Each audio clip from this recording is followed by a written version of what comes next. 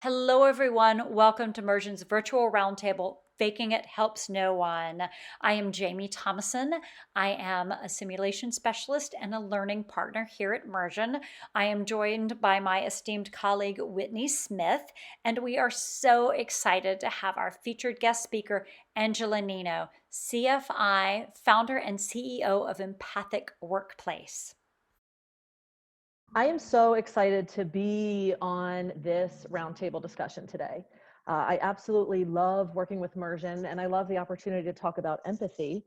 And so my career path has been, obviously we talked about going from an interview and interrogation trainer to an improviser. I started off as a 911 dispatcher. That was my first job out of college. And then I went on to work at Target as an investigator, which is where I learned these non-confrontational interviewing techniques. And then I went to go work for Ralph Lauren in New York City, which was absolutely amazing. I spent a lot of money on clothes. I saved none. While I was there, it was a wonderful year. And then I was asked by the top firm on interview and interrogation training in the world, Wicklanders, Lasky and Associates, if I wanted to join them as an instructor. And I was going to say no to that. Of course, yes, I'm coming, which is how I ended up in Chicago. And I was there for about 5 years, and I wanted to share empathy, because I realized that in these conversations I was teaching, that empathy is what mattered most. And I'll get a little bit into that. And I realized that empathy is, I feel like it's like the new buzzword. Empathy is the new best practice, or, whatever buzzwords are being used in business these days. And I want to talk about why empathy is so much more than that. When we talk about empathy, I'm sure you guys have heard that you can go a few seconds without air, a few days without water, a few weeks without food, and a few months without another human being. So I think we can all agree that we need these things to live. We will die without air, we die without water, we die without food, and we die without other people. We need people. We need to connect to other human beings. And that's the reason, if you think about it, the reason that solitary confinement is considered torture. Now, some of you might be thinking that solitary confinement sounds awesome right about now, like not having to talk to another person sounds great. I'm going to highly suggest that you go on vacation, schedule yourself a vacation, use those personal days, take a mental health day, because I get it. That's about the time I know I need a vacation, when I don't want to talk to other people. And so this feeling of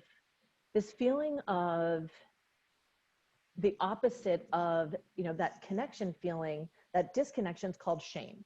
And anyone who has done any research or followed any of the research of Dr. Brene Brown, she's absolutely amazing. She is my hero. Someday I hope to meet her. I'm just throwing it out to the universe in case Brene's listening one day. That feeling of disconnection, that feeling of exclusion, is excruciating. And anyone who has ever had that experience of no one wants to sit with me at lunch, whether or not that is something that's happening in middle school, or whether that is something that is happening in the workplace, or that feeling that someone's going to find something out about me that makes them not want to hire me, not love me, not want to work with me, not want to do a group project with me, that feeling is shame. Now, here's some ways to make shame worse. I'm not saying to do these. I'm saying not to do these. So some ways to make shame worse would be silence, secrecy, and judgment. And to give you an example of someone sharing something vulnerable and then making that worse. So let's say someone comes into your office, they close the door and they sit down, which is usually not a good sign for the rest of your day, but they sit down and they say, I want to tell you something, I'm gay. Let's say that's what they share with you. Now, ways to make that worse would be silence. Just say nothing. Feels weird, right? I'm sure that you guys can feel the awkwardness of that silence. Secrecy would be someone sharing that vulnerable thing and you saying, okay, don't tell anyone else that you told that to me. Forget that you said it to me. Just turn around and leave. I don't even like giving these examples because it feels, that feeling, that's a feeling of shame. That's that feeling. And judgment, the third way to make that worse would be judging someone for what they just shared with you. Ew, you are. And like I said, I don't even love giving these examples because of the feeling that it invokes. Now, the same thing goes in the workplace. So if someone says to you, they come in your office and they close the door and they sit down and they say, I messed something up really bad. I ruined something. Silence, secrecy, and judgment are going to make that worse. That makes it unsafe to share things in the workplace. And so why does this matter to any of us? Some of us might think like, this doesn't apply to me, or like, I don't want to talk about this.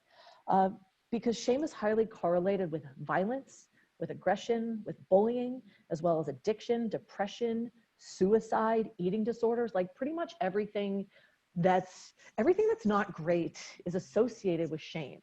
And so if we have a shame-prone workplace, and we also have a violent, aggressive, bullying environment in the workplace, those two things are correlated. And I think as business leaders, that's not something that we want. We are trying to reduce workplace violence. We are trying to create a place where people feel safe sharing when they mess up. And so the antidote to shame is empathy. Now, empathy is not, just so you guys know, empathy is not telling someone that what they did is like okay, or that it's cool, or that there's not going to be any consequences. Empathy is finding that place inside of us that says we understand, the emotion that led to this. For example, I'm not going to tell someone, I totally understand punching your coworkers is fine. I get it. I want to punch most of them anyway. It's not that. It is demonstrating the emotion that led to it. And it was during this part of telling a story that demonstrated understanding where I could see the resistance in people just melt away. And the reason that this works is when we tell someone a story, our bodies release oxytocin and cortisol. And you can Google those hormones later. One's basically a stress hormone and the other is a feel-good hormone. And the combination of those two allows us to feel with someone when they are in an emotion. Now, I'm not saying to like tell someone a story every single time you have the opportunity. I think we all know someone like that. Don't be that person. I'm saying to use this technique of storytelling when it matters to connect with someone else. That's when we use this. And the reason that this works is we're talking to the limbic brain. When we're telling someone a story, we're talking to the part of the brain that is emotional and decides if we like someone, if we don't like someone, if we're going to trust someone, if we're going to be loyal to someone. And this part of the brain does not have capacity for language. So if you've ever talked to someone and you thought to yourself, I don't like them, or, we can go positive. You say to someone, you just meet them, they haven't even said much to you, and you're like, you know what, I like that person. And someone will ask why, and you're like, I don't know, it's just a feeling. That's our limbic brain making that decision. And by telling a story to someone, we're actually talking to that part of the brain that makes that decision. And when we tell a story to someone that demonstrates that we understand, we're telling them that we are a safe person. We are creating a safe place for someone else to tell their story. This is a quote that, I don't know, I guess I've kind of coined it. Workplace culture, I believe, is built in everyday moments and it's tested during the difficult ones. So I believe workplace culture is built in everyday moments, the little moments. And when something big happens, that is when our workplace culture is tested. We have to build trust in the workplace in order to get us through those difficult times, to get us through change, to get us through the difficult moments, the difficult conversations when things go wrong. Now, Brene Brown, is my hero. And she describes trust in this marble jar analogy. And when her daughter was in elementary school, there was this marble jar that the teacher had. And when the students collectively made good decisions, the teacher would put marbles in the marble jar. And when collectively the class made bad decisions, which usually involved a substitute teacher, marbles would come out of the jar. And when the jar got full, the class had a party.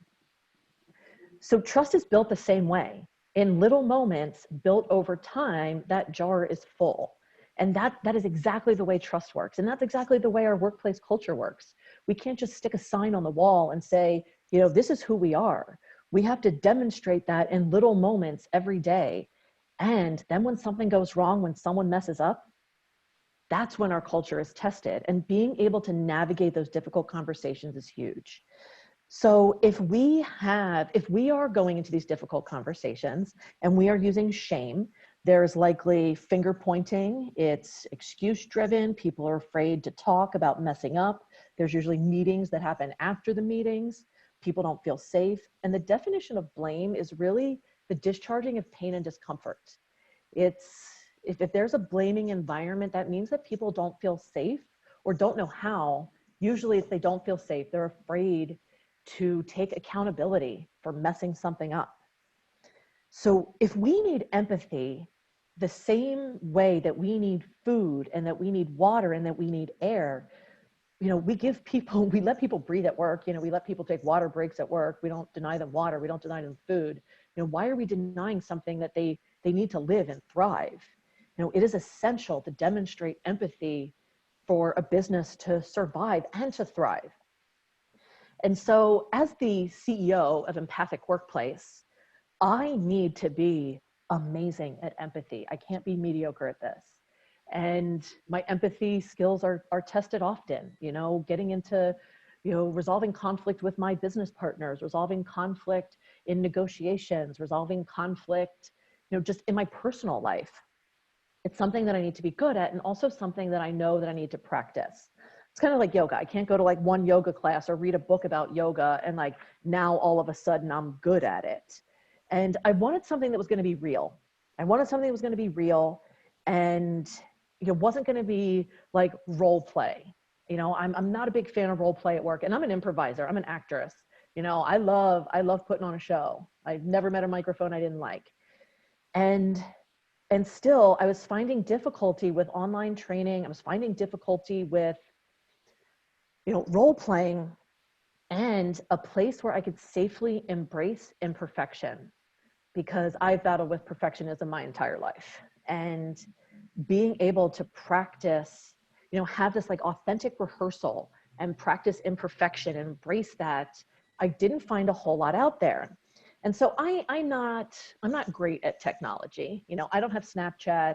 I don't know how to work the television in my house. Technology hasn't really been my thing. I'm someone who has gotten into full-blown arguments with my GPS whenever she says recalculating. That is something that happens to me. I mentioned I don't love online training. I've never finished an online training course and thought to myself, that was amazing. The acting was amazing. Where is the rating system? I would love to get that 5 stars. It's never happened to me. And artificial intelligence, last night we had a rehearsal for a show that I'm doing. And I told Alexa that I thought Siri was better. Artificial intelligence, I don't seem to be getting along at all. So I was looking for a solution. I was looking for a place where I could practice. And, pretending on someone that I know, it wasn't working for me. All these solutions that were out there weren't working for me. It was just weird. And so in order to change, I needed authentic rehearsal. And I know people use the term soft skills. I needed to practice courage. I needed a place to practice the things that I was reading about and told, to try. So I did some research, and my COO is he's very, I don't want to say stingy with our dollars. I'll use the word intentional. He's very intentional with our dollars. And that's why he's our COO. I don't want him like, let's go on vacation, although a little bit I do sometimes.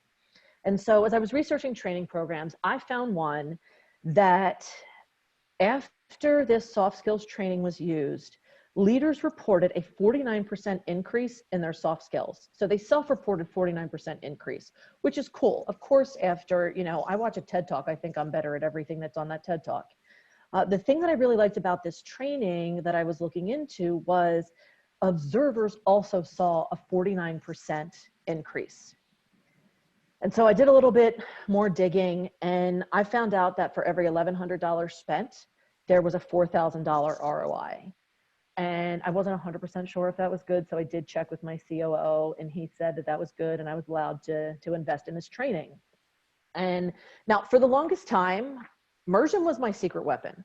Immersion was my place that I went to practice in secret. I didn't tell anyone about this, where I got to practice difficult conversations. And so I I argued with this cartoon. Her name is Linda. And yep, that's Linda. We haven't always gotten along.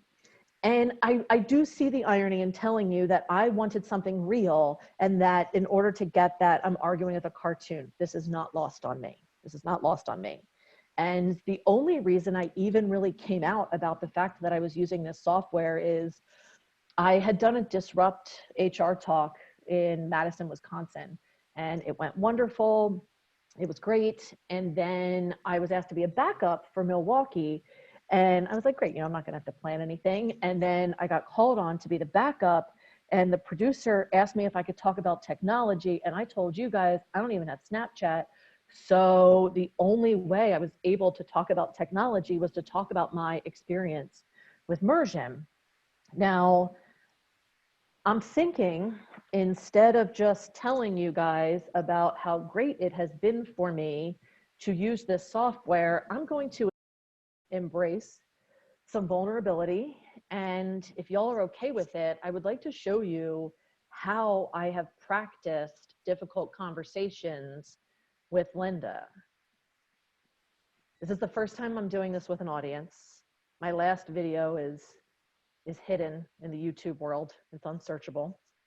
So We're going to go ahead and we're going to let everybody see an example of Angie doing this for herself, and just to plant a little seed to everyone out there. After we talk about this, we are going to open this up and allow one of you to actually experience this for yourselves. So I would like to introduce everybody to Bennett. Bennett, can you say hello? Hello everyone, my name is Bennett and I'm the host avatar. Great. And Bennett, I believe you are familiar with Angie, so I'm going to step away and let you have a conversation with her. Great. So, do you prefer Angie or Angela? I'm pretty impartial about that, Bennett, and thank you for asking. Okay, great. Well, if it's okay, I'll go ahead and call you Angela. Okay. So, Angela, I'm going to get you to Linda, who you've already met. There is one piece, which is often we share a slide and walk through it. I'm going to go ahead and embrace imperfection here and embrace my nervousness to do this in front of a whole lot of people. Okay, so great. Yeah, I'm okay. We can talk to Linda. Wonderful. I'll just say one thing just for anyone listening. Basically, Linda is a sometimes challenging employee who sometimes is so passionate about her work that she may deliver feedback to other employees on the spot in public, and it's, becoming a little bit of an issue. Sound good? Yeah. What's her issue? Why is she in my office this time? So she's in your office because she would like to talk to you about Lee, who is someone she works with a lot, and she is having some communication issues with him. Okay. Great. The last piece I'll say before I disappear and get you to Linda is, Angela, anytime you can say pause or end simulation. At that point, I'll return to see if you would like to reflect or if you would like to go back into the simulator or move on with the presentation. It's up to you. Okay. Okay, great. Thank you. Thank you. Hi, Linda. Hi, Angela. I'm so glad you're in. We need to talk about Lee. Yeah, tell me what's going on. Well, what's going on is I'm really struggling with him a lot. We had a communication breakdown at the end of last week. I had to pick up the slack when he dropped the ball. And Angela, are you going to look at me? Yep, absolutely. Are you taking notes? I am taking some notes because this is a really important conversation. Okay. And I want to make sure that I give it my full attention. Okay. Well, thanks for that. Yeah. Okay. So you said that there was a breakdown in communication last week. Mm-hmm. Okay. Please continue. Well, so he and I have been working on this really high stakes project, and I will say he's been doing a great job. But at the last minute, the client wanted something done. It fit the work he was doing. I didn't want to repeat it. When I reached out to him by calling him, going by his desk, I simply could not get in touch with Lee. I ended up doing it myself. And so this happened Thursday afternoon, and then Friday morning I walked into the break room, and there's Lee. He's like hanging out by the water cooler, talking about a funny cat video. So I gave him direct feedback and left the room. Okay. You gave him direct feedback while he was in the break room? Yes. Yeah. So I'll say that I'm hearing a lot of frustration. You sound frustrated. Is that accurate? Yeah. Very Yeah. accurate. Yeah. And so I just want to make sure that I understand what was going on. So you're saying that there was a client that wanted something different. A client asked for something different, and you reached out to Lee to execute that? Right. I mean, Okay. so it's basically they accelerated an item and it fit the work he did for them. I Okay. didn't want to duplicate or take that time if we didn't need to, but he never got back to me. Okay. Is there anything else going on between you and Lee, or is this a common issue, or is this something new between the two of you? Well, we've been struggling for a couple of months now. Okay. He's very indirect. I'm very direct, but he won't really respond unless I'm smiling and making small talk. And, well, it feels Yeah. unfair to me. I don't see him asking any of the guys on the team to be like that. Yeah. So, I can appreciate that. A lot of us have different styles. And I think the reason you and I get along is because we're both direct, right? I mean, Yes. we don't beat around the bush when you come in here. We didn't have to do small talk when you walked in. I asked you what was going on. And so I want to make sure that I'm respecting that and that I'm direct as well. Okay. So I'm going to ask a question. How do you think it made Lee feel to be given feedback in a break room in front of peers? Well, I guess it wasn't the best thing to do, even though it felt right at the time. He's get not it. talking to me right now, Angela. Yeah, I get that. Oh, yeah, and it's rough when someone shuts down, and that's a defense mechanism. That's a defense mechanism when someone shuts down. So I have been frustrated with coworkers in my life as well. And I have said things that, I'm not always proud of afterwards. And so when these things happen, there's going to be issues in the workplace. When these things happen, it's about what do we do after they happen? So would you like to brainstorm with me on how we can get back to connecting with Lee? What Sure. accountability can we take? Because I've done it. I sent emails when I'm mad. And I remember walking down the stairs to tell my boss at the time that I had sent an email when I was mad, but he had already gotten the email by the time I had walked down the stairs. And so I had to reach out to that coworker and tell him, I was angry when I sent that email. This isn't really about you. This is something else that's happening. You said a word that triggered me.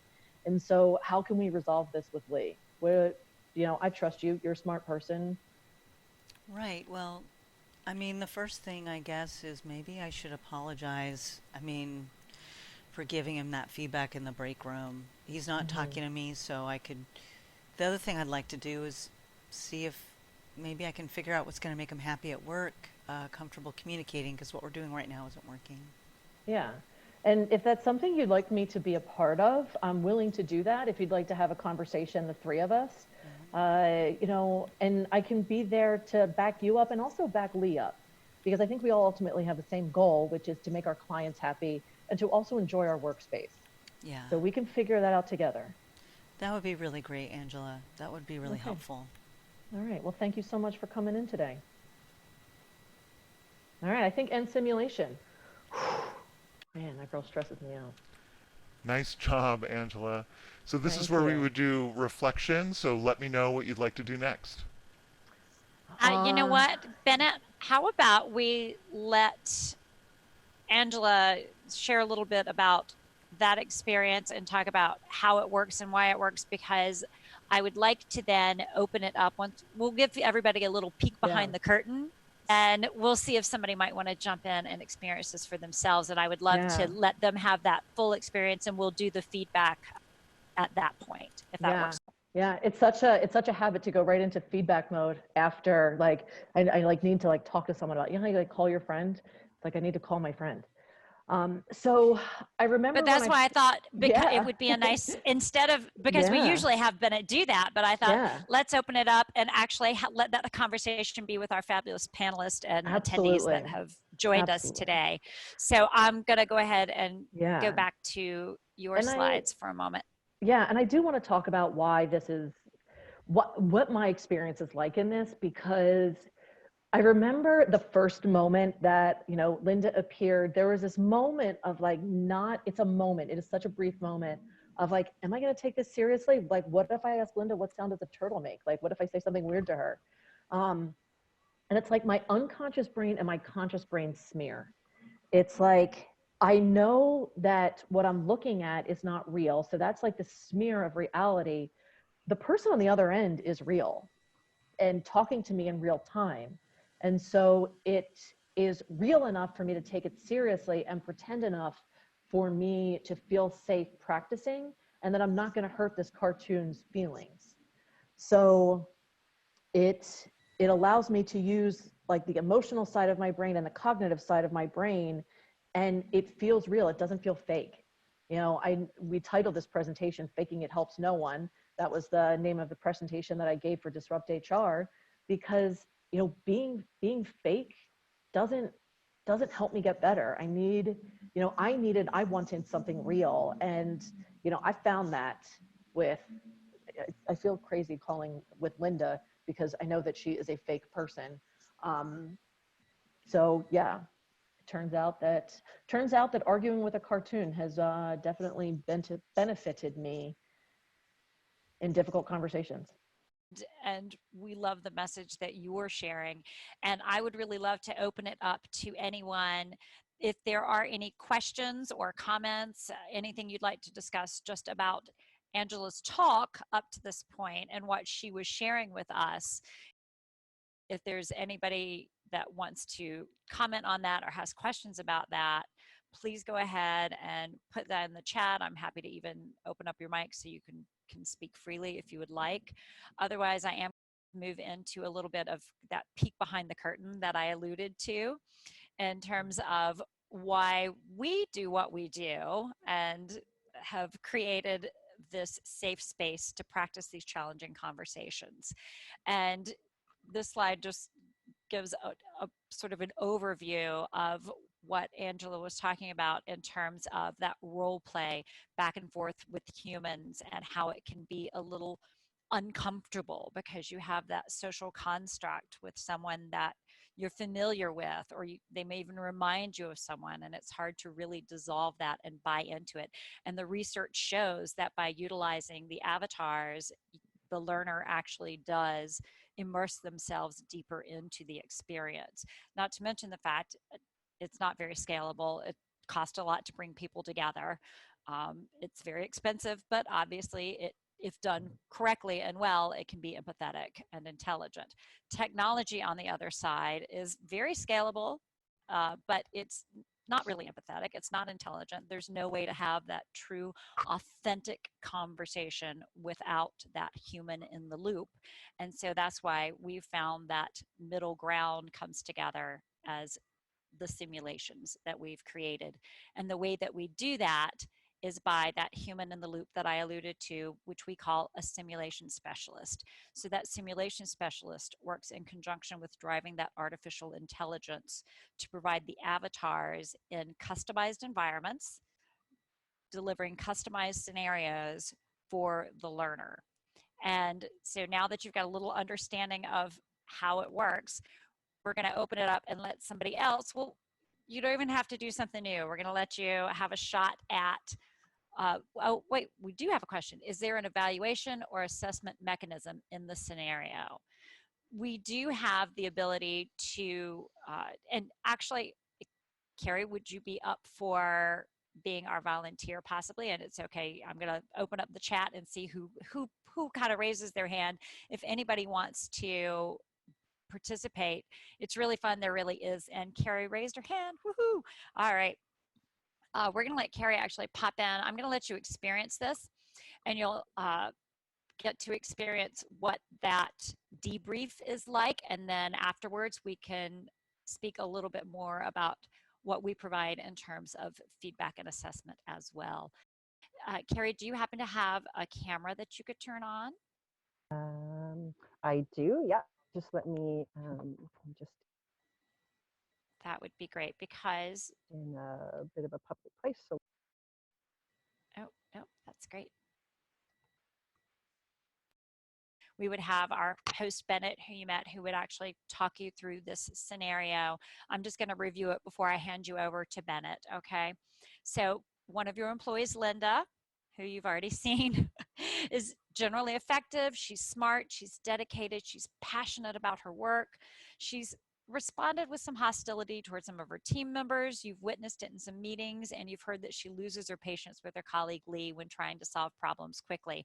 Angela just showed us some beautiful examples, but everyone has their own style and they have to find their own way.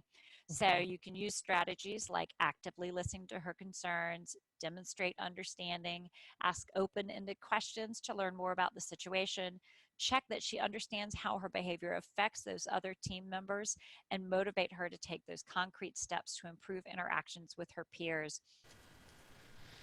Hello, my name is Bennett. Can you see and hear me okay? yes, Great. perfectly. Wonderful. Am I right that your name is Carrie? Yes. Wonderful. So, Carrie, do you have any questions about the simulation Jamie just read to you? No specific questions. The points that Angela used are clear, and I'm interested to understand more about the. I have some clients who are looking at evaluation and assessment, so I'd love to see how that works. Great. So, Carrie, what's going to happen next is I will disappear. There'll be an empty office. Linda will appear like before. She can see you and hear you in real time. At any time, you can say pause or end simulation. Don't feel like you have to complete the meeting. At that point, I'll return and we'll reflect on your experience. I have a couple debriefing questions to ask you, and we'll go from there. Does that sound good? Sounds good. Perfect. Thank you, Carrie. Hey, Carrie, how are you? I'm pretty good, Linda. How are you? Pretty good. Whew, last week was really busy though, but this week seems like it's going just fine. What's different from this week and last week? Well, just last week was so busy. Um, I've been working on this really high stakes project with Lee, and Mm-hmm.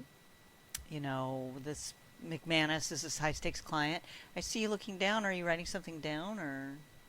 Yes, yeah. I'm Okay. just opening up and making some notes. I want to make sure that I capture the details from today. Am I in trouble? No, not Okay. not in trouble. I understand you're here. You have some. You'd like to share some details about some experiences that you're having. Sure. Okay. Well, anyways, so I've been struggling with Lee, and he dropped the ball. I had to pick it up, make us look good in front of an external client. But then I ran into him the next morning after he didn't get back in touch with me. When I called him, emailed him, went by his desk, and he was in the break room. He was talking about some sporting game or something. So I was very upset and frustrated when I saw him. I told him how unprofessional he was being and left the room. Wow, that's a lot to share in the moment. Tell me, how did you take any time to ground yourself before you shared the feedback, or Look at me, how Terry. did Do I you? seem like an ungrounded person to you? I'm the most anchored person on the team. No, you definitely seem grounded. I was more curious about in that moment, in sharing Lee's unprofessionalism. Hmm. Were you able to take a moment and ground yourself in the conversation and the outcomes that you were hoping to have with him? Well, I did. I took a breath, then I delivered that feedback straight to him, and then I Mhm. left the room and went back to my desk to keep working to catch up on the work that I was behind on because I did Lee's work for him. did you provide space for Lee to engage in the conversation before you left? Not really. I didn't say, hey, I see you're in the break room. You didn't get back to me. Is everything okay? I mean, I did think about that afterwards. Um, I didn't assume best intentions when I saw him in the break room, just hanging out, leaning on the counter, having a chat when I was working so hard. So was it the fact that Lee was hanging out in the break room when that frustrated you? No, it's more, Carrie, it's more of we've been struggling for a couple of months now. I mean, he's so indirect. I don't know what he needs from me a lot of the time, and I'm so direct. He won't respond. He expects me to be smiling and how are you? And let me look at a picture of your pet.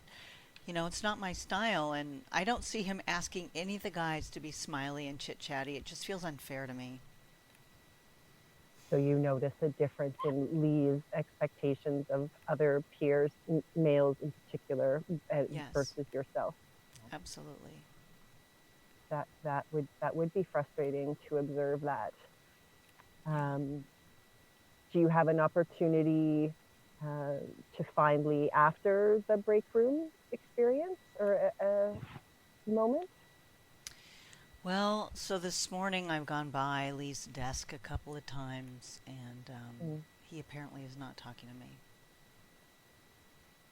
You sound concerned about that because he's not Well, talking to you. yeah, we have a really big presentation with McManus on Friday, and if he's not talking to me, it's going to be really problematic.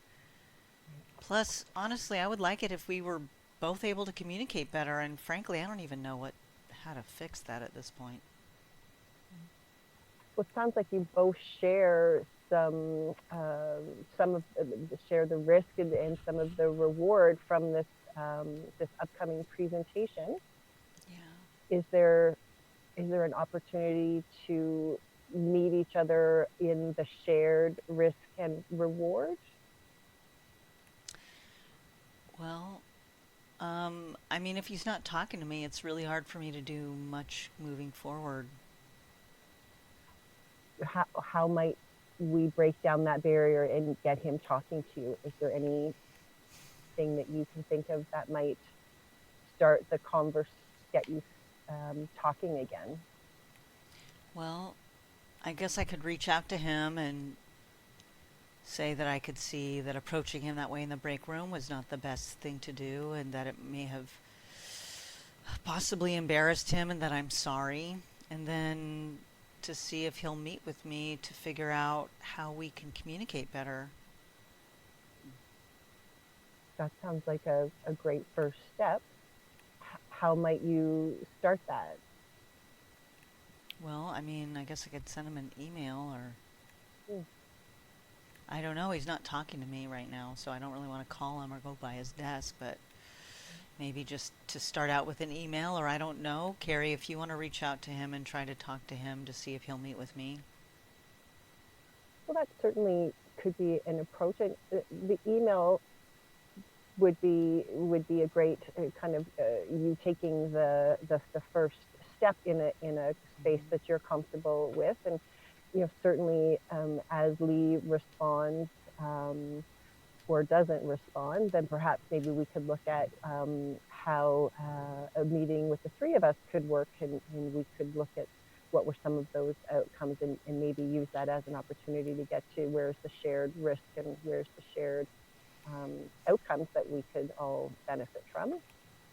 We could do Okay. that. Well, why don't we do that? That sounds like a good start. Okay. I hear that it's important to you that you and Lee get to a better communication place, and I think that will come through as you reach out to him. So that's a great first step.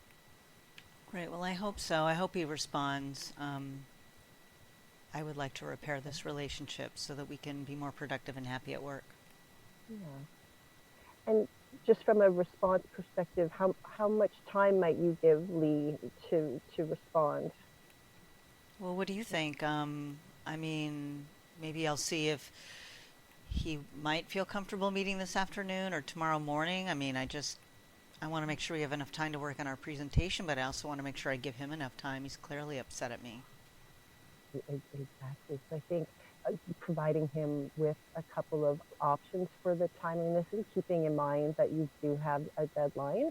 And that might be a place where he shares, he can meet you in that shared space where you both want to deliver good work to your client. So making a couple of suggestions will give him choice. Okay, I can do that. I won't direct him to a time. I'll leave it open so he can come to me on his own terms somewhat. I could see how that would be helpful and important to me. Okay, well, I'll get started with that and I'll let you know how it goes, Carrie. Excellent. Thanks, Linda. It's nice to see you again.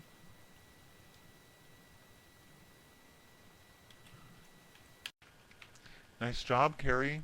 Can I ask you a couple reflection questions? Yes, please, Bennett. Great. The first one is, in your meeting with Linda, what's something you did that you thought went well?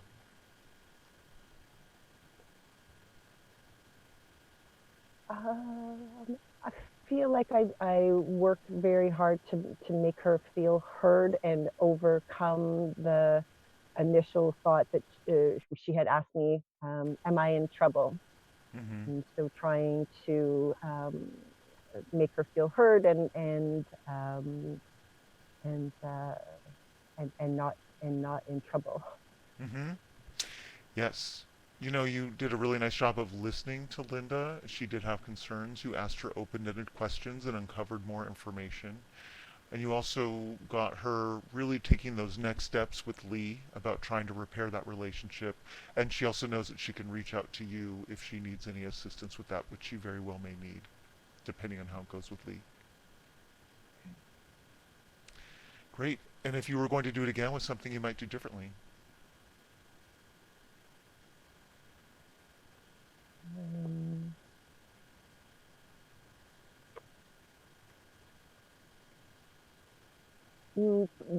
I think near the end, and this is a habit I have, is to sometimes be prescriptive, like offer suggestions, but just Mm-hmm. I think to keeping the open-ended questions and um, just mirroring back what was happening for her Mm-hmm. versus maybe what I might be thinking is going on behind the scenes.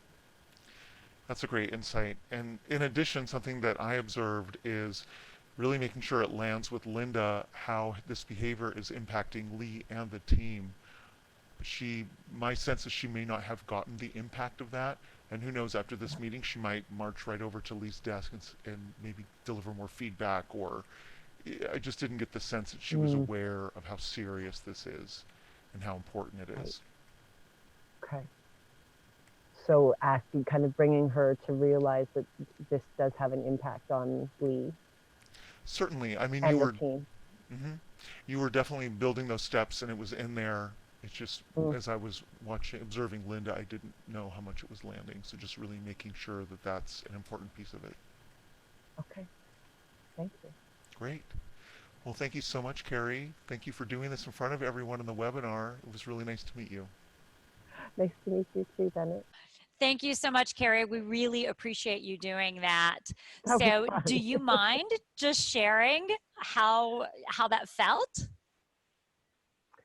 Wow. How did it feel? Um, it felt a lot more real than I expected, especially when Linda said, am I in trouble? Uh, I immediately became more aware of, looking at the camera, um, being present in my own body. Um, and then I guess just the having to think on your feet and to um, the presenters um, uh, feedback, which is just like this is a real individual, and then not in many ways because it's animated and it's in a virtual context. But that I was like really like I didn't want to upset Linda. I wanted Right. I didn't want to become her friend, but it was like I wanted to be really aware of her emotions and aware of how she was feeling still picking up as I would with a client if I was sitting in the room with someone about the words that they're using and their body language. Yeah, a little uncomfortable at first because you kind of you're in reality, but not, and you want to honor that you're in reality because the impact could be high.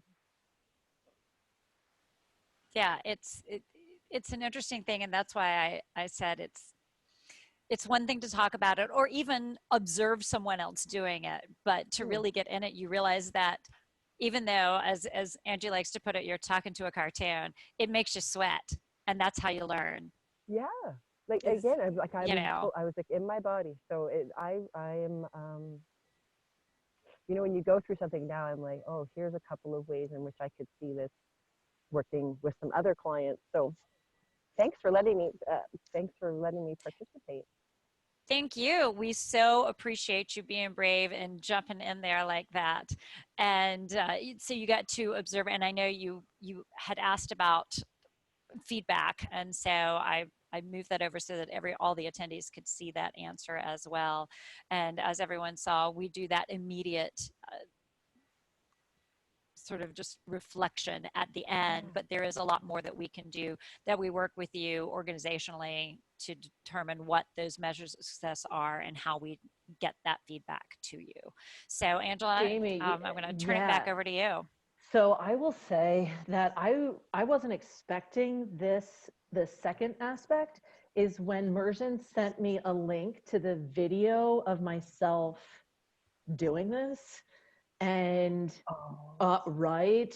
Yeah. So I could You're like going to get that too, Carrie. because it feels Okay, like thank you. right. It feels like FaceTime. I'm just like FaceTiming, but like I can't see my facial expressions. So then in the playback video, I can see my facial expressions and I can see myself. I don't know, maybe I was rolling my eyes. Maybe I was thinking really hard when I was talking to Bennett about the feedback. So it really, and I personally am my own toughest critic. You know, watching that video, I was like, I could have done this better. I could have done this better. I could have done this better. And that for me was one of the, that really, I don't want to use like an analogy of like, it gave me the most impact. It had the most impact on me to watch myself do that. So, and there's no one who's going to give me tougher feedback than me. So. Okay. No, that's great because I know my face can be it says everything, right? So all of us. all That's of us, everybody. yeah. So that was fun though. Thanks for Yeah. letting me play along. That was brave. That was brave to do that. I was nervous, and I hear you when she's like, "Are you looking at me?" I'm like, "I guess I am now." And like I know, you know, like I know Laura who plays the character of Linda, and like I can hear her voice when we. But like I have a different. It's just like Linda and my friend have the same voice. Like I feel like I have a distinct relationship with Linda, and like I also know Laura who does the voice. It's okay. Yeah. Interesting. Yeah. Although it's also that same person doing Bennett as well. Yeah. Because of the voice morphing technology, that sim specialist parachutes in and out of all of the different characters as well. So you could even bring Linda and Lee into the office and have a conversation with the two of them together at the same time. We actually go up to 4 avatars at once. Angela, you want to have just a quick 2-minute just to see how that looks? Yeah, sure. Go for it. All right. Hi, Linda and Lee. Hey, Angela. Hey, Angela. How you doing? Not great. Right. Lee's still not talking to me. And, Well, why would I talk to somebody who yelled at me in the break room? I did not yell at you. Gosh. All right. So what I'm hearing is that there is a lot of emotion about something that's happened. And I think that there is room for both of these emotions to exist at the same time. It is okay to be frustrated and it is okay to be hurt. And these emotions can all exist and be valid and be true. And it does not mean that someone else's emotion isn't also happening. And, you know, Linda, you and I had the opportunity to speak together, and Lee, I've got some background on, you know, what happened. And, you know, one of the things that I think was really great that Linda said is that she wants to resolve this, which is why we are in this room together, and that she values your opinion and that she values your thoughts and values your relationship with the client, and that this is not something that she's taking lightly. And I know that it's really hard when we're frustrated with someone to sit across from them and attempt to resolve it, which is why I'm in the room today. And so I want to give you an opportunity to share what that emotion was like for you, and also where Linda was coming from on this.